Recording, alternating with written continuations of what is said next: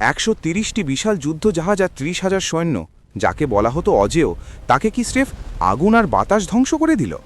1588 সাল স্পেনের রাজা দ্বিতীয় ফিলিপ চাইলেন ইংল্যান্ডকে ধুলোয় মিশিয়ে দিতে। পাঠালেন ইতিহাসের সবথেকে শক্তিশালী নৌবহর স্প্যানিশ আর্মাডা। সমুদ্রের ওপর ব্রিটিশদের অস্তিত্ব মুছে দেওয়াই ছিল তাদের একমাত্র লক্ষ্য। কিন্তু রানীর ব্রিটিশ বাহিনী এক অদ্ভুত চাল চালল। রাতের অন্ধকারে 8টি পুরনো জাহাজকে বারুদ আর দাহ্য পদার্থ দিয়ে ভর্তি করে তাতে আগুন ধরিয়ে দেওয়া হলো।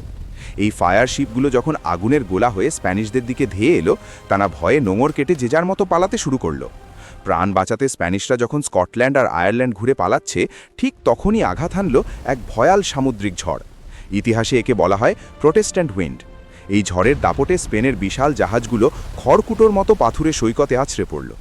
130টি জাহাজের মধ্যে অর্ধেকের বেশি ধ্বংস হয়ে গেল, আর জলে ডুবে অনাহারে প্রাণ হারালো প্রায় 20,000 স্প্যানিশ সৈন্য। প্রকৃতির এক ধাক্কায় চিরতরে চূর্ণ হল স্পেনের অজেয় দম্ভ।